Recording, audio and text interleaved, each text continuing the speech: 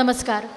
मराठी अभ्यास केंद्र आणि DS हायस्कूल यांच्या संयुक्त विद्यमाने आयोजित झालेल्या या मराठी प्रेमी पालक संमेलनामध्ये आपल्या सगळ्यांचं मी रश्मी वारंग मनापासून पुन्हा एकदा स्वागत करते. आज सकाळपासून वेगवेगळ्या सत्रांना तुम्ही उपस्थिती लावली असेल. आपल्या या महासंमेलनाचा मूळ हेतूच असा आहे की मराठी माध्यमातून शिक्षण हे का आवश्यक आहे याबद्दल जनजागृती होणं, ज्यांना ही गोष्ट पटलेली नाही आहे त्यांना पटवून देणं, त्यांना अधिक आग्रहाने ही गोष्ट सांगणं. मग अशा वेळेला आपण त्याबद्दल त्यांना काही सांगण्यापेक्षा मराठी माध्यमातून शिक्षण घेऊन जी मंडळी यशवंत ठरलेली आहेत त्यांची यशोगाथाच जर त्यांच्या समोर ठेवली तर ते एक चपखल उदाहरण ठरू शकतं. आणि म्हणूनच हे चर्चासत्र त्याचं आयोजन विशेष करून करण्यात आलेलं आहे. मराठी माध्यमातील यशवंतांच्या यशोगाथा. आज या चर्चासत्रात सहभागी होण्यासाठी इथं अनेक वेगवेगळ्या क्षेत्रातली मान्यवर मंडळी ज्यांचं शिक्षण मराठी माध्यमातून झालेलं आहे ती आपल्यात उपस्थित आहेत. आपण त्यांची नावं सुरुवातीला जाणून घेऊया. आपल्या सोबत आहेत अनिल देशपांडे सर, DS हायस्कूलच्या 1963 आणि 64च्या बॅचचे विद्यार्थी. फ्लोरिडा इथं त्यांचं विशेष त्यांनी कार्य बजावलेलं आहे आणि सांगायला अत्यंत अभिमान वाटतो की फ्लोरिडामधल्या ऑर्लँडो हा जो काही भाग आहे तर तिथलं महापौर पदसुद्धा त्यांनी भूषवलेलं आहे. आपल्यासोबत आहेत स्वाती थोरात. ॲग्रिकल्चरल इकॉनॉमिक्समधनं MSc आणि त्याच जोडीला LLB असं उच्च शिक्षण त्यांनी केलेलं असून चाणक्य मंडल परिवाराबरोबर गेली 17 वर्ष स्पर्धा परीक्षांचे जे विद्यार्थी आहेत त्या विद्यार्थ्यांना त्या मार्गदर्शन करतात. त्याचप्रमाणे महाराष्ट्रभर त्यांचे अभ्यास दौरे होत असतात. स्पर्धा परीक्षा पुस्तकांसाठी आणि पाक्षिकांसाठी त्या लेखन करतात. 2013 पासून सहाय्यक आयुक्त राज्य कर म्हणून त्या कार्यरत आहेत. 3 वर्ष औरंगाबादमध्ये त्यांनी पदभार स्वीकारला होता आणि 2016 जूनपासून माझगाव मुंबई आर्थिक बुद्धिसंपदा कक्षात त्या कार्यरत आहेत. स्वाती थोरात.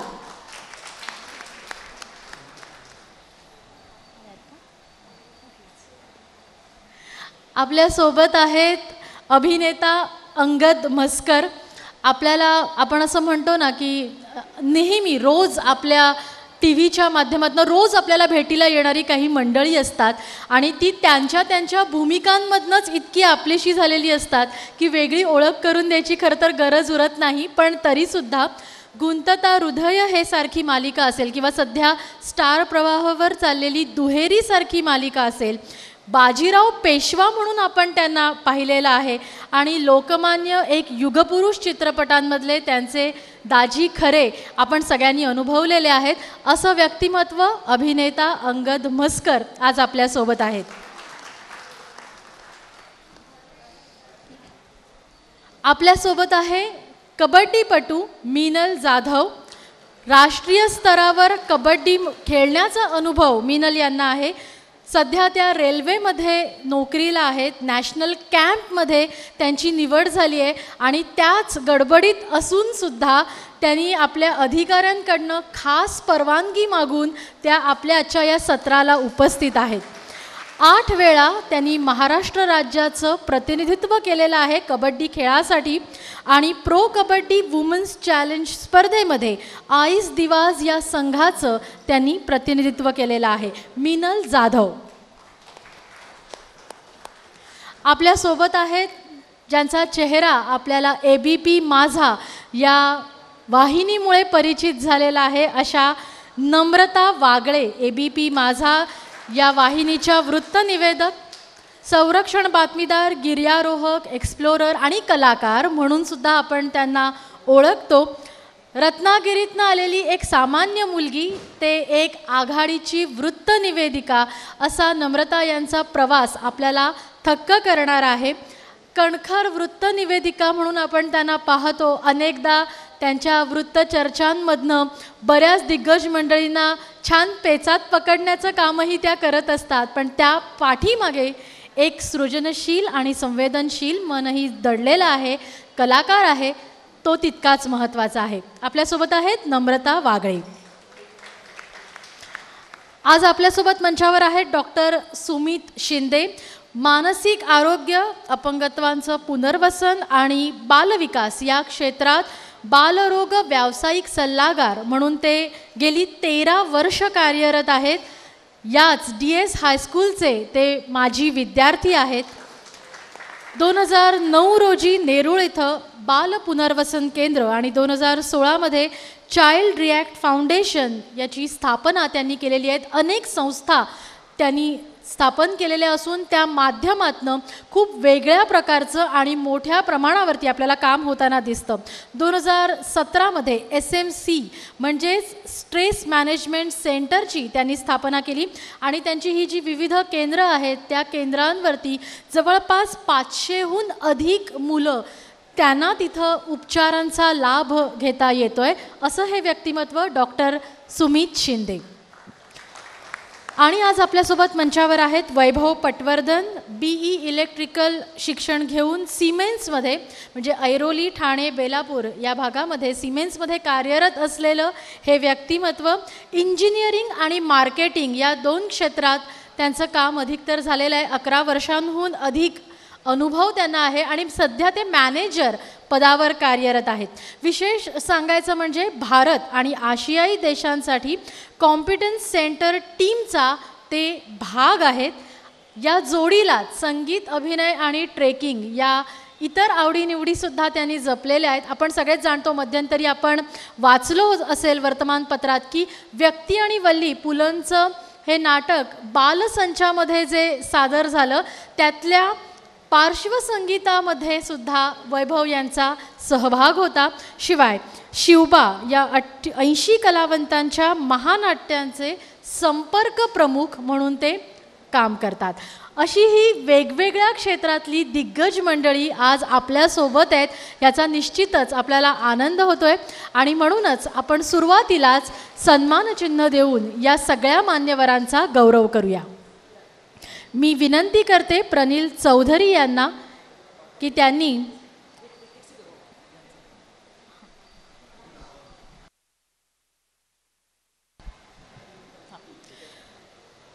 सुरुवातीला अनिल देशपांडे सरांचा आपण सन्मान करूया.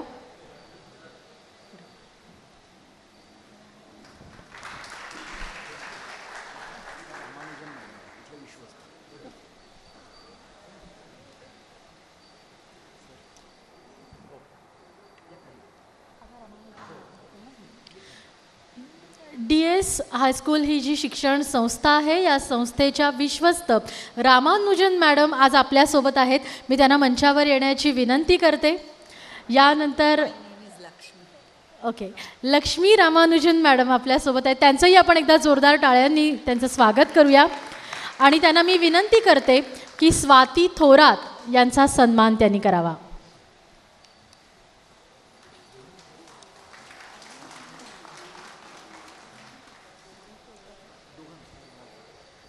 मीनल जाधव यांचा सन्मान यानंतर त्या करतील.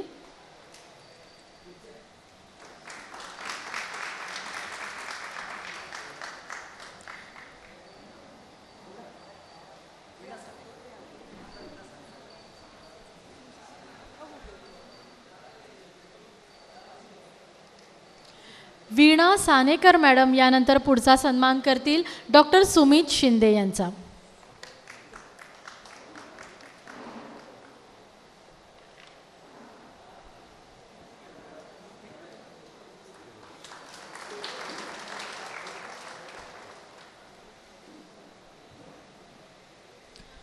वैभव पटवर्धन यांचा सन्मान यानंतर आपण करूया. सानेकर मॅडमनाच मी विनंती करते.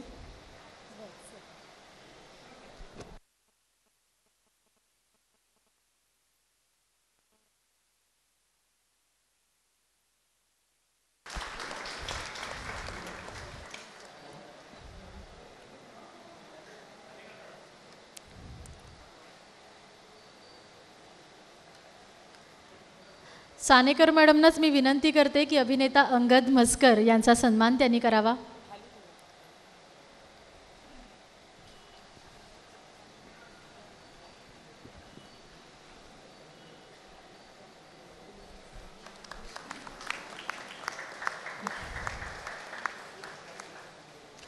आणि आता यानंतर नम्रता वागळे यांचा सन्मान त्या करतील.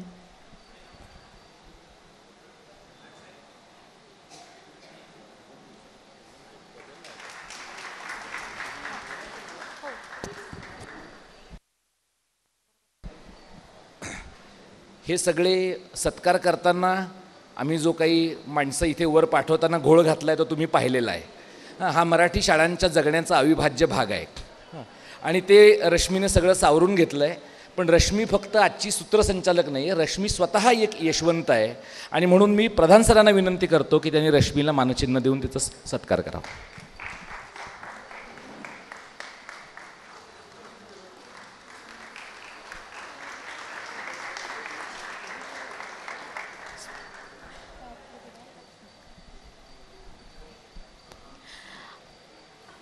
या चर्चासत्राला आपण सुरुवात करणार आहोत.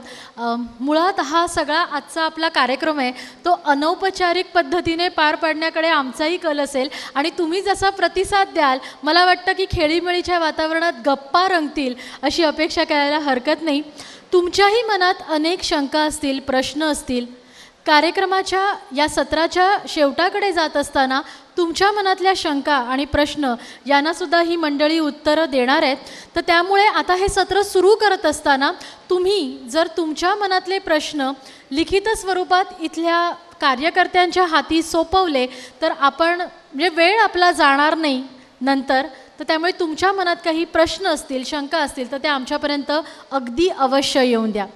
आज या सत्रामध्ये सहभागी झालेली ही जी मंडळी आहेत, मराठी माध्यमातल्या शाळा त्यांची परिस्थिती मला वाटतं सकाळपासून वेगवेगळ्या सत्रांमध्ये याबद्दल बोललं गेलं आहे.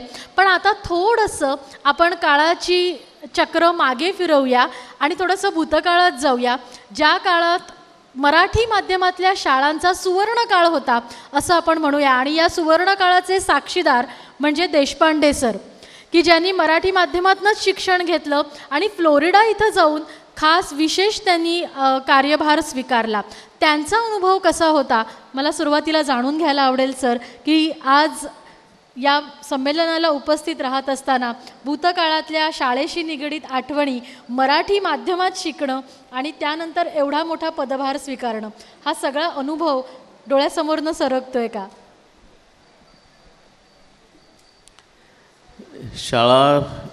शाळेमधून बाहेर पडून तर जवळजवळ 50 वर्ष झाली आणि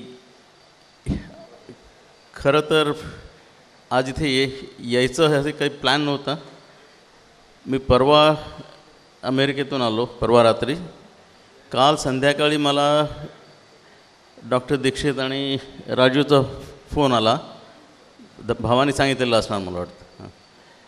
आणि आज इथे येणार हे काही कल्पना नव्हती. पण मला इथे स्टेजवर बसवलं म्हणजे ते गाड्याबरोबर नळ्याची यात्रा असते तसं. तर ते कारण this program is for the young people. तर मी त्याच्यात सिनियर सिटीजन. पण हे लोक एवढे स्मार्ट आहेत खरोखर, म्हणजे अमेझिंग तुमची एकेकाची कर्तृत्व बघितल्यानंतर.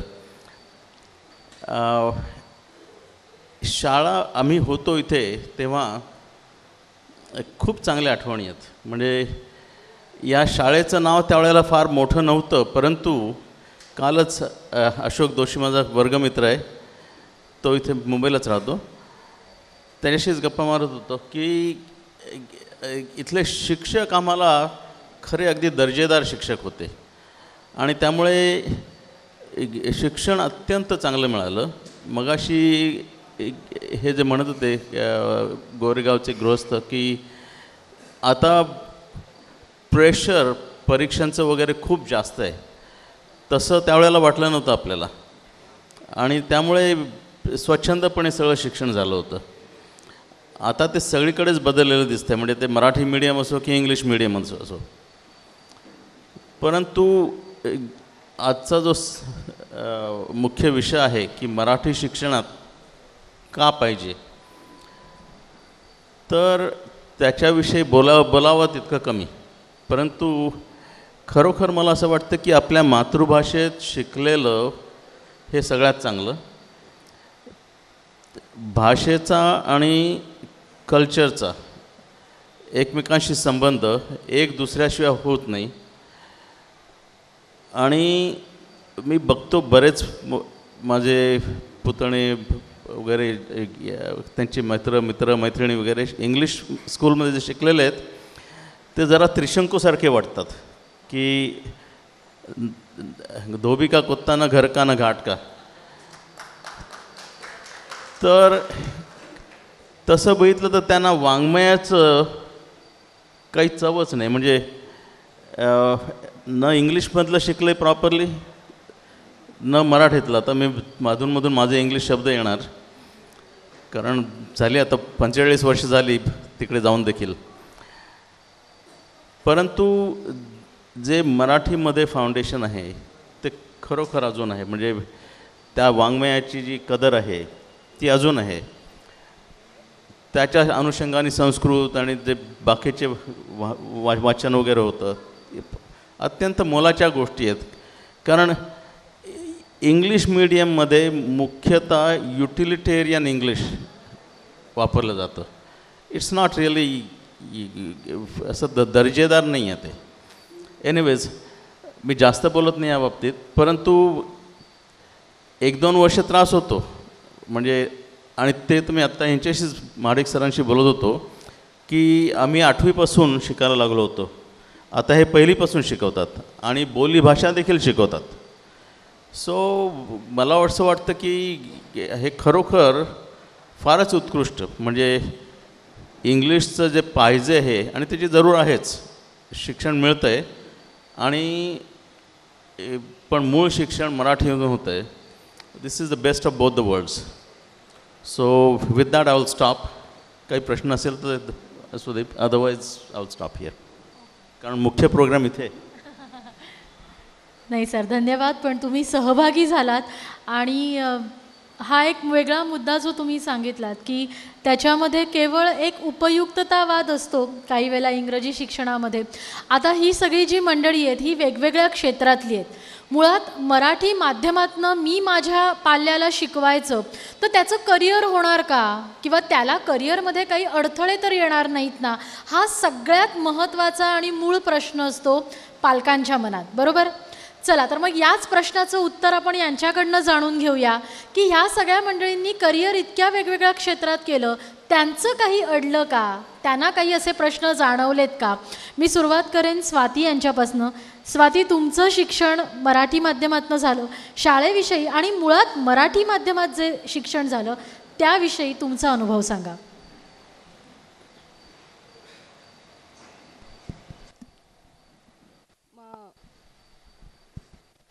हॅलो, आहे, ऑन आहे, ओके. मला म्हणजे सांगायला अभिमान वाटेल खरोखर की मी इतक्या छोट्याशा खेडेगावातनं आलेली आहे. निघोज म्हणून माझं गाव आहे, पारनेर तालुका, नगर जिल्ह्यामध्ये. माझं 12वीपर्यंतचं शिक्षण तिथेच झालं. म्हणजे 10वीपर्यंत टिपिकल मराठी शाळा आणि एक वर्ग उघडला जातो त्या पद्धतीने. लकीली माझं 12वी होईपर्यंत तिथे 11वी आणि 12वी सायन्स फॅकल्टी सुरू झाली होती. एकच वर्ग, हार्डली 50-60 मुलं त्या ठिकाणी. अशा ठिकाणी माझं शिक्षण झालं. पण खरोखर मराठी शाळेतून शिकले म्हणून भविष्यात मला खरंच कुठे अडचण नाही आली. कारण 12वी सायन्स झाल्यानंतर ॲग्रिकल्चरसाठी पुण्यामध्ये ॲडमिशन घेतलं मी, ॲग्रिकल्चर कॉलेज पुणे. तर त्याही ठिकाणी सुरुवातीला असं थोडंसं वाटलं की शहरामध्ये आलो, लोकलाइट्स जे असतात पुण्यातले जे म्हणजे जे स्टुडंट्स होते किंवा फ्रेंड्स होते, थोडंसं सुरुवातीला कॉम्प्लेक्स वाटलं. पण नंतर बाहेर पडता आलं त्यातनं. आणि त्याच्यानंतर पोस्ट ग्रॅज्युएशन केलं मी त्याच ठिकाणी, MSc इन ॲग्रिकल्चरल इकॉनॉमिक्स. आणि फर्स्ट इयर MScच्या माझ्या फर्स्ट इयरपासून मी चाणक्य मंडलबरोबर असोसिएटेड होते. खूप म्हणजे महाराष्ट्रभर फिरले आणि लक्षात आलं की खरंच इंग्लिश मिडियमला नव्हतं म्हणून काही अडलेलं नाही आहे. बेसिक जी इंग्लिश म्हणून लँग्वेज आपण 5वीपासून शिकतो त्याच्यामध्ये मी म्हणजे माझं इंग्लिशमध्ये चांगलं होतं. ज्या बेसिक गोष्टी आवश्यक असतात त्या लिहिता वाचता येतात आपल्याला.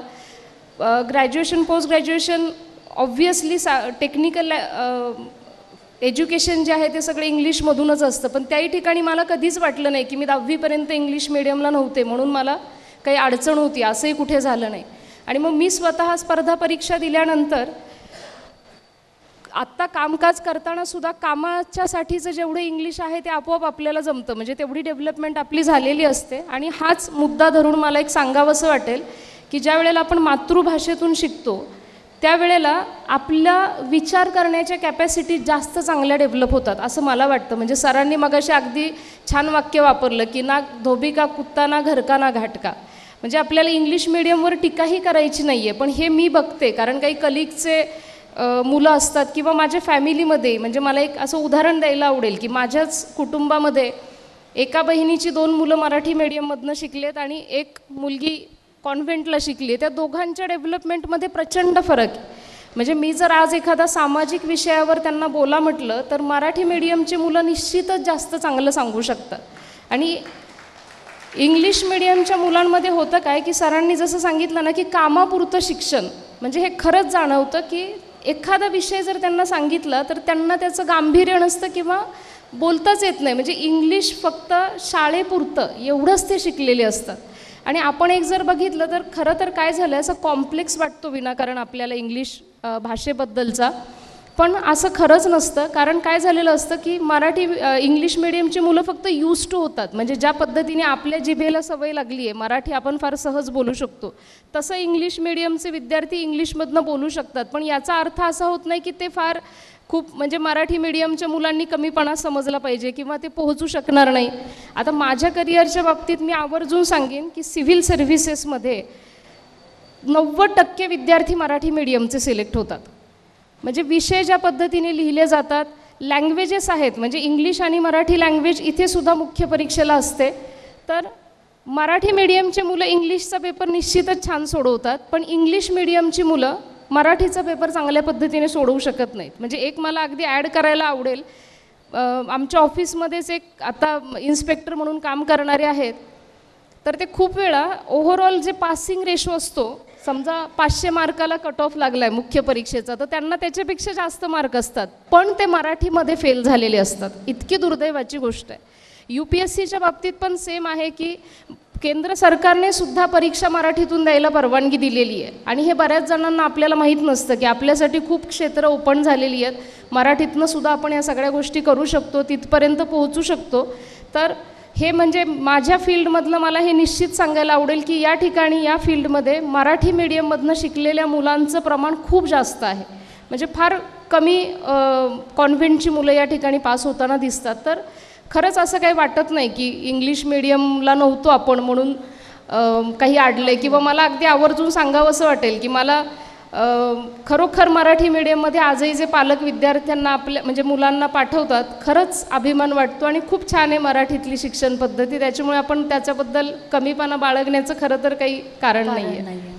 वा, खूप त्यांनी स्वतःचा जो अनुभव सांगितला, मुळात आपण त्या स्वतः अनुभवातनं गेलेले असलो ना की आपल्या विचारांना अधिक पक्केपणा येतो. अंगद, तुमच्याकडे मी येणार आहे. हे जे क्षेत्र आहे कला क्षेत्र, त्याच्याभोवती एक ग्लॅमरची झळाळी आहे आणि त्याच्यामुळे स्वाभाविकपणेच की तुमच्या सगळ्या वागण्या बोलण्याचा जो काही भाग आहे, सरांना आपण अनुमती देऊया, त्यांना निघायचं आहे लवकर, त्यामुळे धन्यवाद सर. तर या ग्लॅमरच्या युगात किंवा ग्लॅमरच्या क्षेत्रात काम करत असताना मराठी माध्यमाचा विद्यार्थी म्हणून वावरताना खरंच कधी अडचण आली, कधी काही त्रास जाणवला? नाही, खरं सांगायचं तर अजिबात त्रास नाही जाणवला. कारण मुळात मी ज्या क्षेत्रात आहे तिथे भाषा खूप महत्त्वाची आहे आणि मी आत्ता तरी मराठी भाषेत काम करतो आहे. येणाऱ्या काळात आणखीन 1-2 भाषांमध्ये काम करायची माझी इच्छा आहे आणि त्या दृष्टीने मी आत्ता सुरुवात केली आहे की आपली मातृभाषा सोडून आणखीन एक, फक्त इंग्लिश असं नाही, गुजराती असेल, बेंगॉली असेल, अशा वेगळ्या भाषांमधनं आपण प्रयत्न सुरुवात करायच्या दृष्टीने मी आत्ता जरा सुरुवात केली आहे. त्यामुळे मला वाटत नाही की माझं आत्तापर्यंत कधी काही अडलं आमच्या क्षेत्रामध्ये. उलट असं झालं की बरीचशी माझ्याबरोबर काम करणारी काही मंडळी जी आहेत की ज्यांचं शिक्षण इंग्रजी माध्यमाच्या शाळेतनं झालेलं आहे, त्यांना काय वेळा मराठी सांगावं लागतं. म्हणजे मी तुझी मदत करू का, तर हे खूप चुकीचं आहे. मी तुला मदत करू का, हे अशा छोट्या छोट्या गोष्टी असतात की त्या तिथले ते सुधारल्या गेल्या पाहिजेत. आणि इथनंच जरा काही गोष्टी असतात त्यामुळे. आणि मूळचं माझं लहानपणापासून वाचन घरामधनं माझ्या भावामुळे मराठी वाचन चांगलं होतं. आणि मी अशा शाळेमध्ये होतो की ज्या शाळेमध्ये आम्ही काय म्हणतात स्तोत्रपठण असेल या सगळ्या काही गोष्टी व्हायच्या. त्यामुळे मुळातच माझी मातृभाषा चांगली घरच्या एकूणच वातावरणातनं. आणि बघितलं तर इंग्रजीचा विषय समजा आला की मातृभाषेतलं शिक्षण, तर त्याचा कुठेही मला कधीच अडसर आला नाही. सुरुवातीच्या काळात इंग्रजीमध्ये संवाद साधताना चुकायचो, तो थोडा काय काळ आपण जो म्हणतो की न्यूनगंड असतो, पण मी तिथेच ठरवलं की चुकलं तर चुकलं पण आत्मविश्वासाने चुकायचं आपण. आणि कालांतराने असं आलं की नाही माझं चांगलं झालं की समोर मला प्रतिक्रिया यायला लागल्या, नाही भाषेचा काहीच अडसर जाणवत नाही आहे किंवा काही. आणि तीच गोष्ट आत्ता मी आता पालकांच्या भूमिकेत आहे. माझा मुलगा आत्ता 1.5 वर्षाचा आहे, 2-1 वर्षानंतर तोही मराठी शाळेत जाईल. तर ती आत्ताच सुरुवात झाली की साहजिक आपण मूल झालं की त्याचा भविष्याच्या दृष्टीने विचार करतो की त्याला कुठल्या शाळेत घालायचं. आणि माझ्या आजूबाजूचे बरेचसे माझे मित्र मला आणि माझ्या बायकोला वेड्यात काढायला निघाले की तू तुझ्या मुलाचं नुकसान करतोयस, तू वेडा आहेस का, तू मराठी शाळेमध्ये त्याला घालतोयस. म्हटलं काही होऊ दे, मी मराठी शाळेतच घालणार. मी राहतो ठाण्यात आत्ता सुदैवाने काही मराठी शाळा आहेत. माझ्या मुलाच्या ॲडमिशनपर्यंत समजा नाही राहिली दुर्दैवाने मराठी शाळा चांगली, मी पुण्यात जाईन, जिथे कुठे मला चांगली शाळा मिळेल मराठी शाळा तिथे मी जाईन. आणि मुळात भाषा शिकणं जर असेल तर ती भाषा तुम्हाला कधीही कुठेही शिकता येते, कुठल्याही वयात शिकता येते. माझ्या मुलाचं जर समजा मला असं वाटतं की नाही त्याला पुढे जाऊन व्यवहारी भाषा म्हणून इंग्रजी येणं चांगलं आहे, तर मी त्याला घरी मी शिकवीन, माझी बायको शिकवेल. मी म्हणतो ना खाजगी तुम्ही कुठलीही भाषा शिकवू शकता, तर भाषेचा अडसर मला कधी येऊ नये असं वाटतं. आणि मुळात मराठी किंवा कुणाची जी मातृभाषा असते, आपण ज्या भाषेमध्ये विचार करतो त्या भाषेतच जर आपण शिकलो तर ते जास्त सहाय्य होतं आपल्या पुढच्या शिक्षणासाठी, असा एक विचार आहे माझा. नक्कीच. नम्रता, मी तुझ्याकडे येणार आहे. काही क्षेत्र अशी असतात ज्याच्यासाठी भाषिक कौशल्य ही आवश्यकच असतात. ABP माझामध्ये वृत्तनिवेदक म्हणून तू काम करतेस. मराठी माध्यमाने या क्षेत्रात काम करण्याचा आत्मविश्वास कसा काय वाढवून दिला त्याबद्दल आम्हाला सांग. मराठी माध्यमात शिकणं आणि मराठी माध्यमात काम करणं हे 2 एकमेकांना पूरक असलेल्या गोष्टी आहेत. त्याच्यामुळे माझं शिक्षण ज्या भाषेमध्ये झालं त्याच भाषेमध्ये मी आत्ता काम करते. मी बातम्या सांगत असते, बातम्या लिहायचं काम मला करायला लागतं. आणि ते एक चांगल्या दर्जाच्या मराठीमध्ये ज्या वेळेला मला प्रेक्षकांपर्यंत ते पोचवायचं असतं, ती एक चांगली मराठी लागते. एक छोटंसं उदाहरण सांगते. अगदी कालच आमच्याकडे बातमी होती की डोंबिवलीमध्ये आधार कार्डासाठी लोकांनी रात्र रांगा लावलेल्या होत्या. आमच्याकडे एक नवखं कोणीतरी आलेलं इंटर्न होतं, त्याने तिथं लिहिताना आधारच्या लाईनीसाठी लोक रात्रंदिवस उभे. झालं नाही, हे लाईनीसाठी काहीतरी कानाला त्रास देत आहे. आणि हे कधी झालं ज्यावेळेला मी ती बातमी सांगत होते, तर त्यावेळेला तिथे अर्ध्या सेकंदाचा पॉज घेतला, रांगेत उभे होते लोक. तर आपल्याकडे जर रांग ही हा जर एवढा सुंदर शब्द आहे, तर तिथे लाईनीत कशाला. किंवा अगदी काय गॅसचा टँकर पलटी झाला, हे सर्रास तुम्हाला बरेच ठिकाणी ऐकायला मिळेल, किंबहुना काही ठिकाणी पेपरमध्ये वाचायला मिळेल. पलटी झाला हा आपला शब्द नाही आहे, टँकर उलटला.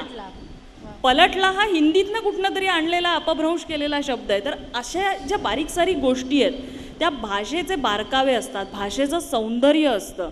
मराठी माध्यमातून शिकल्यानंतर त्या भाषेचं सौंदर्य मला जाणून घेता आलं. अगदी कणाकणाने ती भाषा मला समजता आली. आणि कसं म्हणतो की होम पिचवरती क्रिकेट खेळण्यासारखं आहे, तसं माझ्यासाठी ते झालेलं आहे की मराठी माध्यमात शिकून आल्यामुळे बातम्या सांगताना, बातम्या लिहिताना खूप फायदा झाला मला.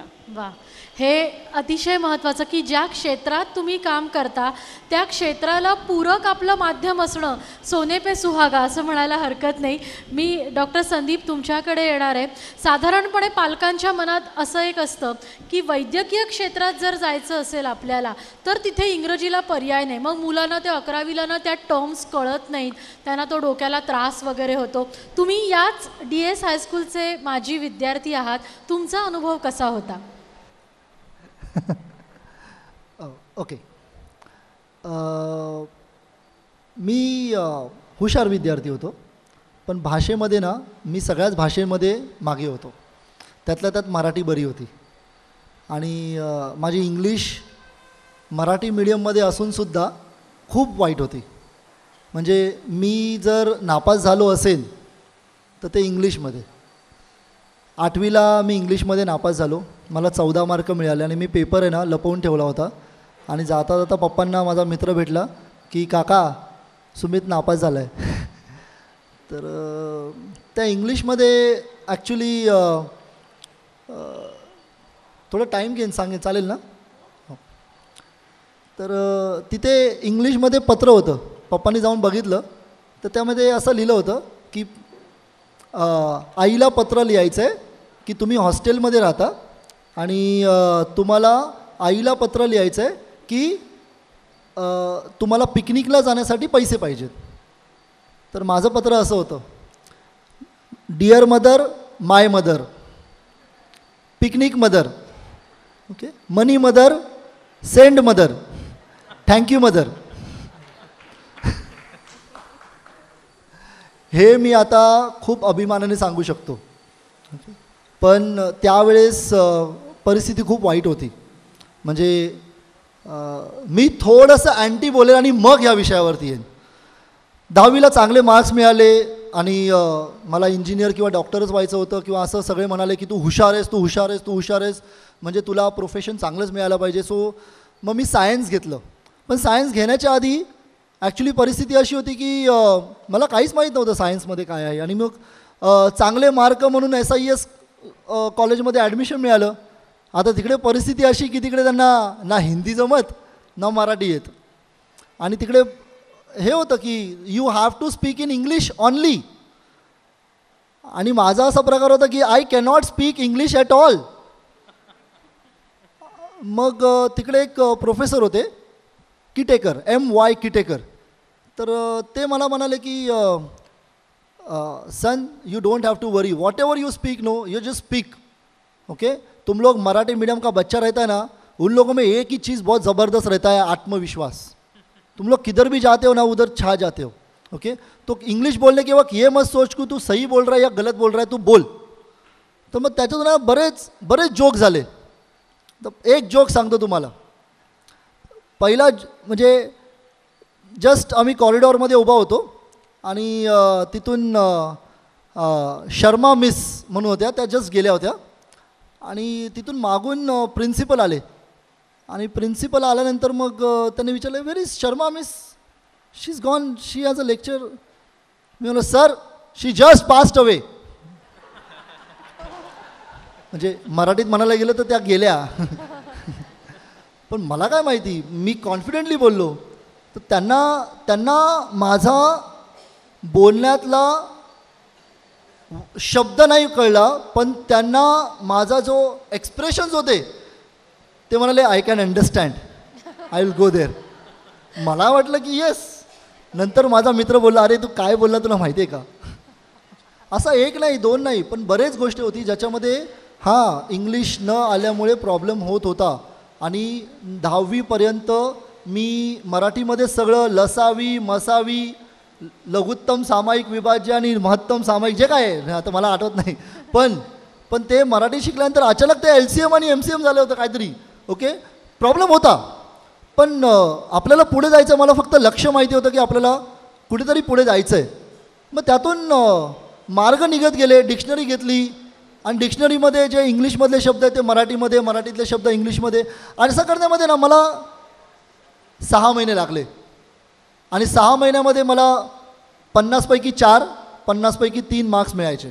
मी तुमच्यासमोर एका वेगळ्या विषयाबद्दल बोलतो आहे, पण मी प्रामाणिकपणे सांगेन, हो 4 आणि 5 मार्क्स मिळायचे. कारण तेव्हा असं माझं प्युअर मराठी मीडियम आणि आम्हाला सर शिकवताना पण मराठीतून शिकवायचे इंग्लिश. त्यामुळे प्रॉब्लेम झाला, हो झाला. पण नंतर आहे ना मेडिकलमध्ये तरी पण चांगले मार्क्स मिळाले. मेडिकलला गेलो आणि मेडिकलला गेल्यानंतर जेव्हा पेशंट्सबरोबर बोलण्याची संधी आली ना, that was advantage doctor Sumit Shinde. मग माझं हिस्ट्री टेकिंगचा पहिला लेक्चर होता. हिस्ट्री टेकिंग म्हणजे तुम्हाला पेशंट्सकडे जायचं असतं, वॉर्ड्समध्ये तुमच्या विजिट्स असतात आणि त्यामध्ये तुम्हाला पेशंटची हिस्ट्री घ्यायची असते. तर माझ्याबरोबर असणारे इंग्लिश मिडियमची मुलं, आता ते कसं, आता पेशंटबरोबर बोलताना तुम्ही कोणत्या भाषेत बोलणार, इंग्लिशमध्ये बोलणार की त्यांच्या भाषेत बोलणार, तुम्ही त्यांच्या भाषेत बोलणार. आणि आता इकडे तुम्ही मुंबईमध्ये राहता, तुमच्याकडे कोणते जास्त पेशंट्स येणार. KEMमध्ये मी होतो, तिकडे गिरगाव, परेल आणि हेच सगळे पेशंट. आणि मग तिकडे एक आता सॉरी मी असे काही शब्द वापरे ना, सॉरी, हरकत नाही. तर तिकडे ना त्यांना हिस्ट्रीमध्ये विचारायचं होतं की तुमच्या पॉटीमध्ये जंत येतात का, काय तुम्हाला पोटामध्ये गॅस्ट्रिक इश्यू असलेले पेशंट होते आणि तुमच्या म्हणजे जंत येतात का, तुमच्या जंत आहेत का, समथिंग लाईक दॅट. ओके. तर माझा ग्रुप होता 4 जणांचा. तर एकाने विचारलं, आपके संडास में जानवर आते हैं. तो पेशंट ऑलरेडी कंटाळलं, म्हणजे तो एकतर पोटात दुखत होतं समथिंग, त्याला काही कळलं नाही. वो बोलला, नाही मॅडम, वो ते आम्ही दरवाजा बंद करून घेतो, जानवर नाही येत, कसं येणार. दुसऱ्याने विचारलं, मग आता मग मी विचारलं, 1 मिनिट मी विचारतो, काका जंत येतात का, ओके, जंत पडतात का, शीमध्ये जंत येतात का. अरे हां बाळा, जंत होतात सर. मग आता ते त्याला कळलं, म्हणजे मला काय म्हणायचं होतं. ओके. त्यामुळे बेसिकली भाषेचा मला थोडासा त्रास झाला स्टार्टिंगला, पण मी somehow I worked on it. आणि त्याच्यानंतर जो ॲडव्हान्टेज सुमित होता ना, तो ॲडव्हान्टेज डॉक्टर सुमित झाला. आणि आज मुंबईमध्ये सगळ्यात जास्त डॉक्टर्स असणारं आणि सगळ्यात जास्त मुलांवरती काम करणारं, सगळ्यात जास्त पॅरेंट्सवरती काम केलेलं मी पहिला डॉक्टर आहे. वा वा. आतापर्यंत जवळजवळ 8,000 पॅरेंट्सबरोबर मी बोललेलो आहे 1 to 1. आणि त्यामध्ये असा एकही पॅरेंट मला बोलत नाही की मला तुम्ही काय, माझ्या मुलाला काय प्रॉब्लेम आहे ना हे मला समजलं नाही. ते उलट सांगून जातात की आत्तापर्यंत मी एवढ्या डॉक्टर्सला भेटलो, पण त्यांचं बोललेलं आम्हाला कळलं नाही, पण तुम्ही जे सांगितलं त्याने आम्हाला कळलं आमच्या मुलामध्ये काय प्रॉब्लेम आहे. म्हणजे आत्ता थोड्या वेळापूर्वी दुपारी मी एक कॅनडावरून पेशंट आले होते आणि ही हॅज रोम्ड एव्हरीवेअर, सगळीकडे जाऊन आले आहेत ते. आता मला इंग्लिश येतं हा. Roamed everywhere, he been to Europe, he been to US. आणि ते म्हणाले की the diagnosis is not understood, म्हणजे आम्हाला कळतच नाही आमच्या मुलामध्ये प्रॉब्लेम काय आहे. आणि मग त्यांना 1.5 तास मी एक्सप्लेन केलं आणि ते म्हणाले की आत्तापर्यंत माझा मुलगा चिडचिडपणा का करतो आणि माझा मुलगा बोलत का नाही, याचं खरं जर कारण मला कळलं असेल ना, तर ते आज मला कळलं तुमच्याकडून आणि definitely I will work. So Marathi भाषेतून बाहेर आल्यामुळे आता मी थोडंसं टेक्निकल बोलतो. लहान मुलांचं जे मेंदूचा जो विकास असतो ना, तर त्यामध्ये ना काही हायर फंक्शन्स असतात. हायर फंक्शनमध्ये सगळ्यात पहिला भाग मेमरी, बरोबर, सगळ्यांना माहिती असतं मेमरी इकडे आहे. त्याच्या मागे असतो स्पीच एरिया, त्याच्या मागे असतो लँग्वेज एरिया, त्याच्या मागे असतो कम्युनिकेशन एरिया, त्याच्या मागे असतो ओरिएंटेशन, म्हणजे आजूबाजूला काय चाललं आहे ह्याची असणारी माहिती. त्याच्या मागे असणारं एरिया असतो थिंकिंग, थॉट प्रोसेस ज्याला आपण म्हणतो. त्याच्या मागे येतो इमोशन एरिया, त्याच्या मागे येतो basic decision making, problem solving आणि ॲनालिटिकल एरिया. त्याच्या मागे येतो क्रिएटिव्ह थिंकिंग एरिया आणि मग येतो मूवमेंटवरती कंट्रोल करणारा एरिया. इथे कुठे आला रीडिंग आणि रायटिंग एरिया, आला का, नाही आला. तर पण लँग्वेज एरिया आला, कम्युनिकेशन एरिया आला. आता लँग्वेज आणि कम्युनिकेशनमध्ये फरक काय आहे. लँग्वेज म्हणजे तुमच्याकडे शब्दसंग्रह किती आहेत आणि तुम्ही एक दुसरे शब्द जोडून तुम्ही तुमचं बोलणं कसं रेडी करता. आणि कम्युनिकेशन हा एरिया आहे की तुमच्या मनातले इंटेन्शन्स तुम्ही समोरच्यापर्यंत कसे पोचवता, जे त्याच प्रकारे जे तुमच्या मनात आहे तेच समोरच्या मनात आहे, बरोबर आहे. तर हा आहे कम्युनिकेशन एरिया. मी बघितलं आहे जी मराठी मीडियममधून मुलं जातात त्यांचं कम्युनिकेशन हे खूप चांगलं असतं. त्यांची लँग्वेज थोडीशी मागे असेल पण कम्युनिकेशन हे ॲक्च्युली पुढे असतं. आणि माणूस सक्सेसफुल होतो हा त्याच्या लँग्वेजमुळे नाही.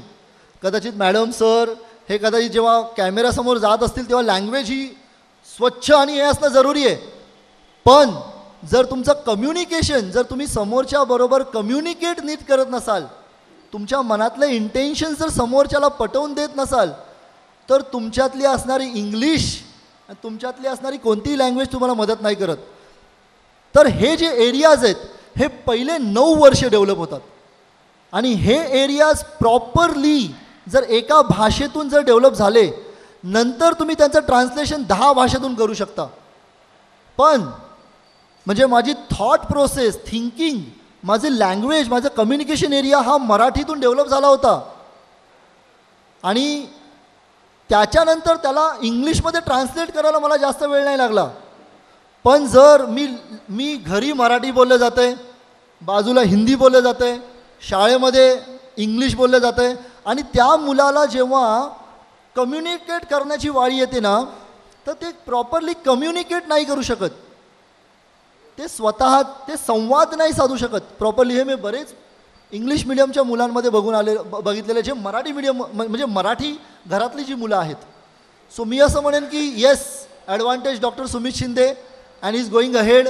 आणि माझं स्वप्न आहे की आता येणाऱ्या 6 ते 8 वर्षामध्ये child rehabilitation centre, child learning centre, stress management सेंटरचे जे माझे आहेत, जे माझ्या टीमचे आहेत, हे युरोपमध्ये, अमेरिकेमध्ये आणि दुबईमध्ये याचे सेंटर्स असतील.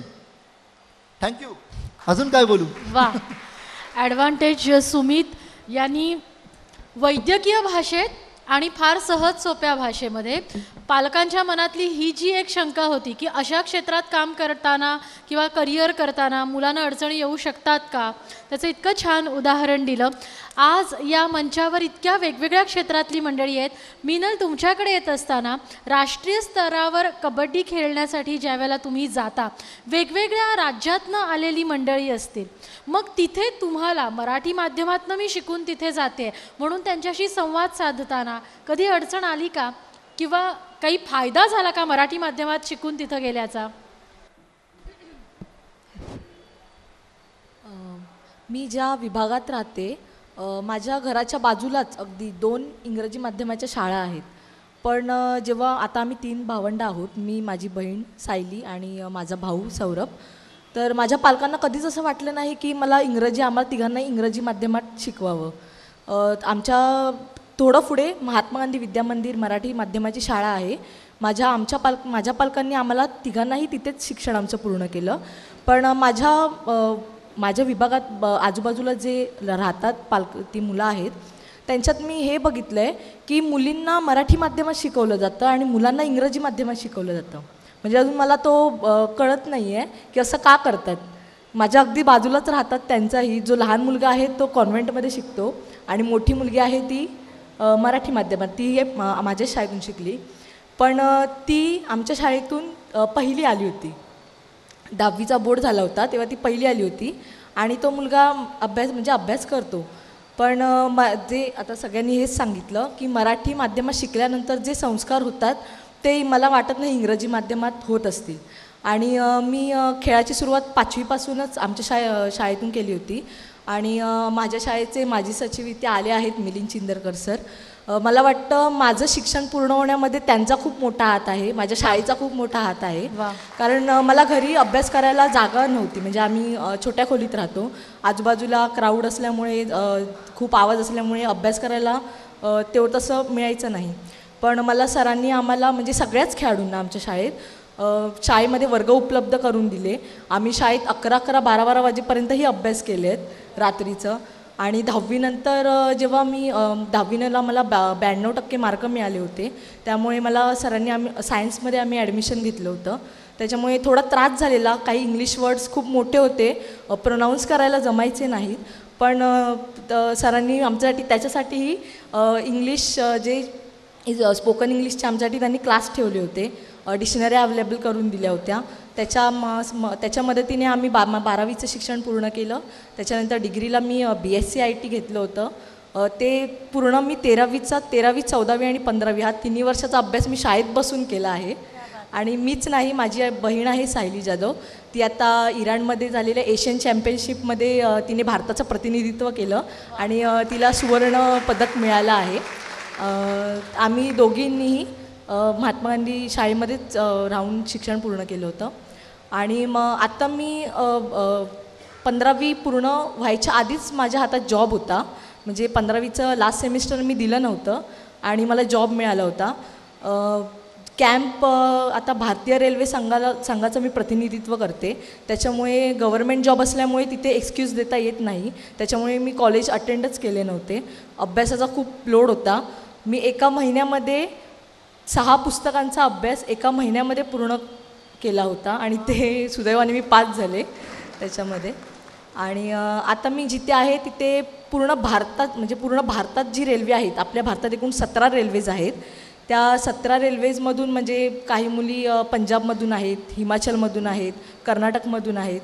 तर त्यांच्या लँग्वेजमध्ये तर आपण बोलू शकत नाही. आपली राष्ट्रीय भाषा आहे हिंदी, त्यामुळे त्या सगळ्यांशी हिंदीत संवाद करावा लागतो.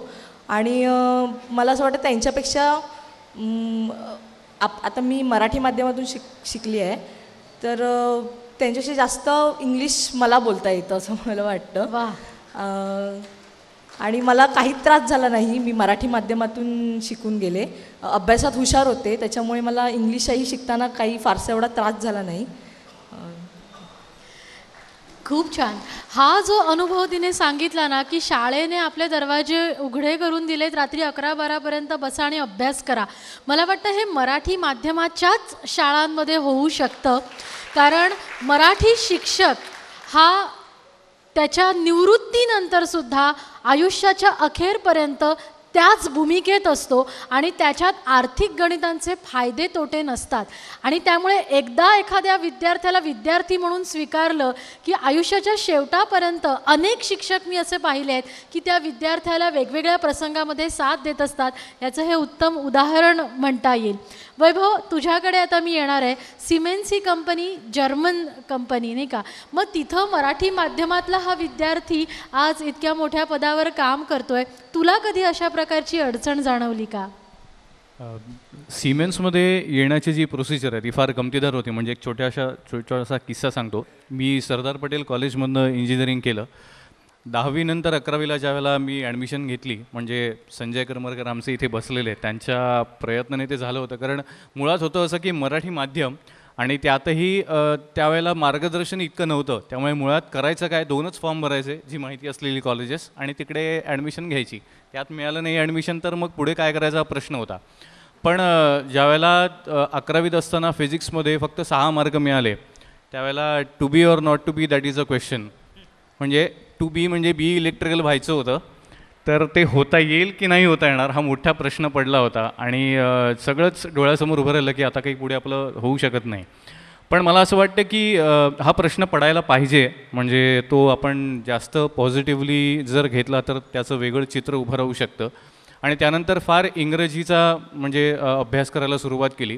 कारण फिजिक्स हा विषय जसा आहे त्यामुळे आपण बल, त्वरण अशा गोष्टी शिकलेला असतो. आम्हाला फक्त एकीचं बळ माहिती, इकडे फोर्स आणि बाकी सगळ्या गोष्टी, ॲक्सेलरेशन म्हणजे काय, सगळाच प्रॉब्लेम होता. कारण सायन्समध्ये टेक्निकल टर्म्स हा एक मोठं चॅलेंज असतं. रादर 12वी नंतर पण ते तसंच जाणवावं लागलं. पण थोडासा इंग्रजीचा अभ्यास केला आणि पेपर्स वाचायला सुरुवात केली. सुरुवातीला मी बोलू कसा हा प्रश्न होता, कारण इंजिनिअरिंग सरदार पटेलमध्ये बरेच वेगवेगळ्या विभागातले खूप हुशार मुलं समोर आली होती आणि त्यांच्यासमोर बोलायचं कसं, कारण आपण मराठी मीडियममधनं आहोत, संवाद साधता येईल की नाही माहीत नाही. पण एक चांगली गोष्ट अशी होती की जवळजवळ 70% मुलं ही महाराष्ट्रीयन होती, मराठी भाषा बोलणारी होती आणि त्यामुळे त्याचा उपयोग झाला. सिमेन्समध्ये ज्यावेळेला हे कॅम्पस सिलेक्शन झालं त्यावेळेला गंमत अशी होती की जवळजवळ 5 ते 6 कंपनीज ऑलरेडी इंटरव्ह्यू घेऊन गेलेल्या होत्या. आणि माझं व्हायचं असं की मी पहिलीच परीक्षा पास व्हायचो नाही, ज्याला ॲप्टिट्यूड टेस्ट आपण म्हणतो, फर्स्ट रिटन एक्झाम, तीच पास होत नव्हतो. आणि शेवटची कंपनी सिमेन्स होती. तर म्हटलं आता ह्या पास गेल्या याचं काही खरं नाही. आणि त्याहीपेक्षा महत्त्वाचं, सिमेन्समध्ये 2 एक्झाम्स होत्या, एक तर ॲप्टिट्यूड टेस्ट आणि दुसरी इंग्लिश टेस्ट. म्हणजे म्हटलं आता तर अजून कठीण अवस्था आहे. पण मला असं वाटतं की ज्यावेळेला इंटरव्ह्यू झाला त्याच्यानंतर त्यांनी जेव्हा सांगितलं तेव्हा त्यांनी मार्क्स सांगताना असं म्हणाले की इंग्लिशमध्ये तू जास्त म्हणजे हायेस्ट होतास आणि त्यामुळे तुझं पहिलाच इंटरव्ह्यू घेतला आणि त्याच्यामध्ये सिलेक्शन झालं. आम्ही एक गोष्ट तुझ्याकडे बघितली की तुझं लँग्वेजपेक्षा तुझं कन्व्हिक्शन किती आहे हे जास्त आम्हाला भावलं ते. आणि दुसरी गोष्ट म्हणजे मराठी माणसामध्ये म्हणजे ज्यांनी इंटरव्ह्यू घेतला ते सुद्धा मराठी होते. त्यांना असं वाटलं की करण्याची वृत्ती आवश्यक असते. तुम्ही कसं बोलता किंवा काय करता हे डेव्हलप करता येऊ शकतं ओव्हर द पिरियड. आणि हे जर कन्व्हिक्शन असेल तर मला वाटतं इंजिनिअरिंगसारख्या क्षेत्रामध्ये म्हणजे सिमेन्स जे इलेक्ट्रिकल कोर इंडस्ट्रीमध्ये काम करते आहे त्याच्यामध्ये मला अभिमानाने सांगायला आवडेल की जवळजवळ 80% लोकं ही मराठी बोलणारी आहेत. अतिशय चांगल्या पद्धतीने ते इंग्रजीही बोलतात. आणि ज्या टीमचा मी आज भाग आहे म्हणजे आशियाई देश आम्ही सांभाळतो, सिंगापूर असेल, ऑस्ट्रेलिया असेल, न्यूझीलंड असेल, जर्मन असेल, या सगळ्या भाषांची बोलताना तसा कुठेच प्रॉब्लेम येत नाही. ऑफकोर्स सुरुवातीला प्रॉब्लेम झाला पण टेक्निकल टर्म्स एकदा तुम्हाला आला, तुमचा लँग्वेज म्हणजे नॉलेजवर एकदा तुमची कमांड आली की मला असं वाटतं भाषा ही फक्त एक माध्यम राहतं कम्युनिकेशन करायचं आणि त्यानंतर तितकासा प्रॉब्लेम आला नाही. पण मला एक आवर्जून इथे गोष्ट जी मला शिकायला मिळाली ती सांगायला आवडेल की जर्मनी जी आमचं बेसिक हेडक्वार्टर जर्मनीमध्ये आहे सिमेन्सचं, त्या ठिकाणी जवळजवळ 6वीपर्यंत जर्मन भाषेतच शिक्षण दिलं जातं, मातृभाषेतच. आणि 6वी नंतर ते ABCD सुरू करतात. आणि आज जे हेडक्वार्टर्समध्ये चांगल्या पदावर लोकं आहेत ही सगळी मॅक्सिमम जर्मन्स लोकं आहेत. ती अभिमानाने जर्मन बोलतात आणि त्यांना त्यांच्या बाबतीत असा कुठेही दुजाभाव किंवा मनामध्ये असं वाटत नाही की आम्ही आमच्या मातृभाषेतून बोलतो. त्यामुळे मला असं वाटतं की मातृभाषा ही तर असायला हवीच, जी आपल्याला आत्मविश्वास देते आणि एक संस्कार देते.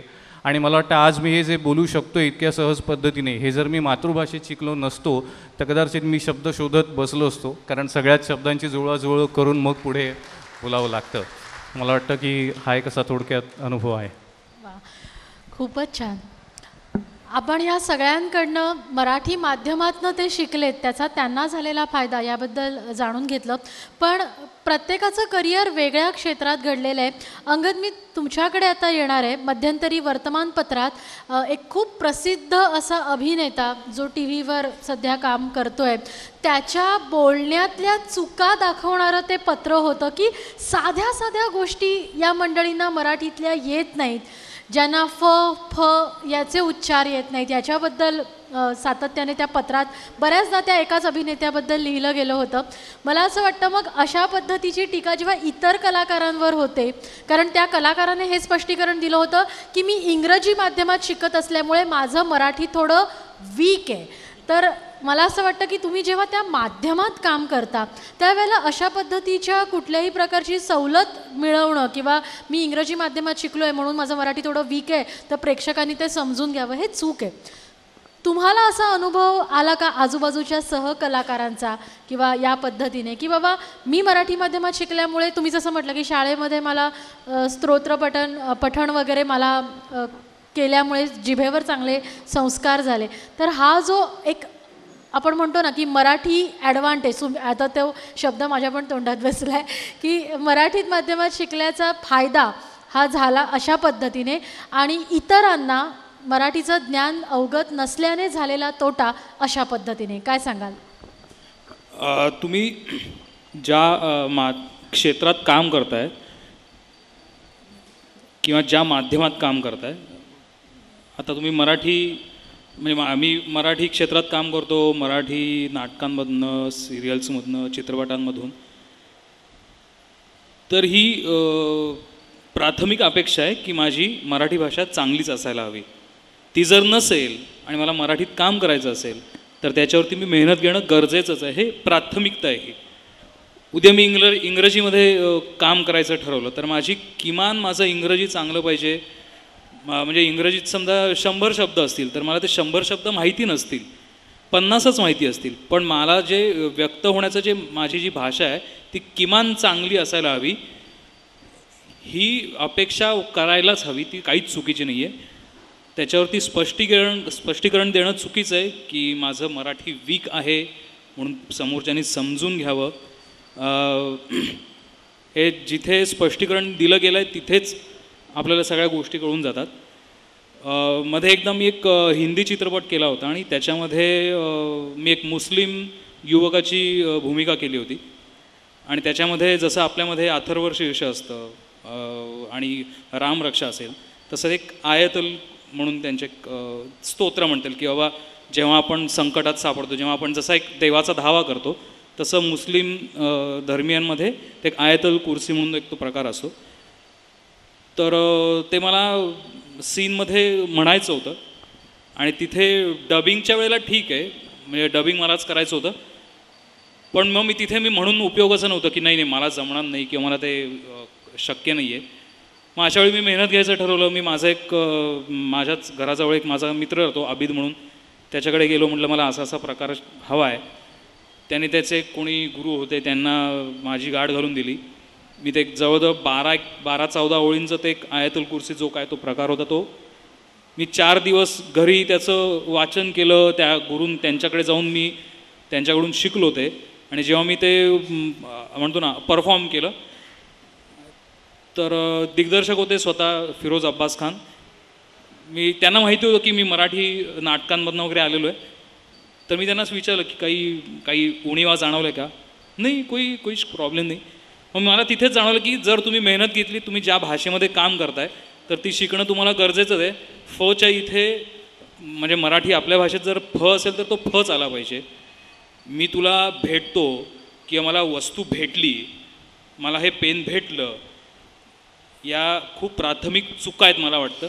आणि त्या जर समजा अनाहूतपणे होत असतील, आणि बरेचसे माझे मित्र आहेत माझ्याबरोबर काम करणारे की जे प्रामाणिकपणे मान्य करतात अरे नाही माझं मराठी थोडा घोळ आहे, पण त्यांची शिकायची पण तयारी असते की मग ते सीनच्या आधी मग मी असेन किंवा आणि माझ्याबरोबर सारखे जे असतील ज्यांचं मराठी खूप चांगलं आहे त्यांच्याकडनं ते प्रामाणिकपणे घेतात. अरे नाही हे वाक्य असं हे बरोबर आहे का, किंवा हा शब्द चुकीचा म्हणजे उच्चार तर चुकीचा होत नाही आहे का. त्यामुळे हे स्वाभाविक आहे. वा. मंडळी, आपण ज्या वेळेला तांत्रिक गोष्टींचा विचार करतो की जिथं आपल्याला आकडेमोड करायची आहे किंवा आणखीन काही, आपण कितीही जरी इंग्रजी गोष्टी समोर ठेवल्या, इंग्रजीत लिहिलेले आकडे जरी समोर असले तरी त्याची बेरीज वजाबाकी मनातल्या मनात मराठीतनंच होत असते. मध्यंतरी सुप्रिया देवस्थळी त्यांची मी मुलाखत घेतली होती. त्या IAS ऑफिसर आहेत आणि त्यांनी सांगितलं की वहिला चेक ज्या वेळेला त्यांनी त्याच्यावर सही केली तो 200 करोडचा होता. म्हणे रश्मी त्यावेळेला ती सगळी तुमची जी बाकीची पुटं असतात ती गळून पडतात आणि मी आपल्या मराठी माध्यमातली जी मुलगी असेल जी विचार करते की कोटीवर किती शून्य, मी हातावर अशी मराठीत ती मोजायला लागले. तर त्याच्यामुळे तुम्ही ज्या वेळेला त्या भाषेतनं शिक्षण करता तुमचा विचारही तसाच होत असतो. मी स्वातीताईंना अवश्य